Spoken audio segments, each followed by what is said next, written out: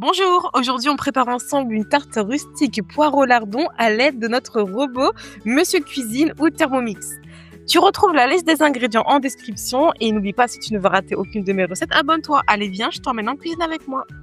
On va préparer ensemble la pâte. Donc je vais mettre dans mon robot la farine, le beurre, le sel, l'eau et je vais faire le programme pétrissage pour 1 minute 30.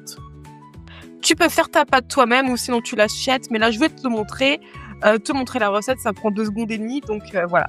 Allez, on continue, on met ça de côté, je viens laver mon robot et je viens y mettre mon oignon, je vais faire 5 secondes, vitesse 10.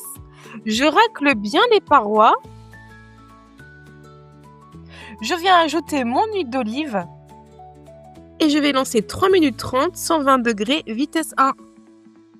Allez, mon oignon a bien revenu. Je redescends un petit peu tout ça au fond du bol. Je vais pouvoir ajouter mon poireau,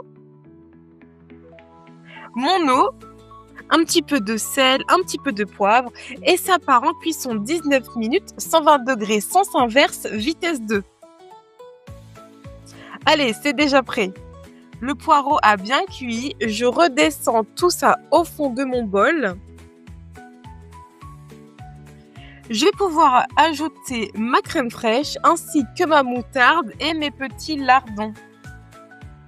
Alors moi, les tartes rustiques, j'adore ça, franchement. Tu verras, je vais en poster plusieurs sur mon compte. Je vais pouvoir faire 1 minute, 120 degrés, sens inverse, vitesse 2. Voici ce que j'obtiens. Ça sent déjà super bon. Alors, je viens étaler ma pâte brisée et comme je te dis, tu fais maison ou tu prends celle du commerce, c'est toi qui vois. Je viens piquer ma pâte. Alors là, j'ai mis des petits fromages comme tu vois au fond. T'en mets ou t'en mets pas, c'est toi qui vois. Je te dis franchement, j'avais ça à écouler, donc je les ai mis pour pas les jeter. C'est comme tu veux, c'était très bon. Si t'en mets pas, ce sera très bon aussi. J'étale correctement ma préparation à base de poireaux. Je reviens replier les bords comme ça. Et tu sais pourquoi j'aime trop faire les tartes rustiques? Parce que franchement, on se casse pas la tête à le mettre dans le plat à tarte ou quoi que ce soit. C'est vite fait. J'enfourne 30 minutes à 170 degrés sur chaleur tournante. Bien sûr, tu regardes si c'est bien cuit. Et voici ce que j'obtiens. Une délicieuse tarte. Franchement, c'était tellement goûteux. C'était un délice.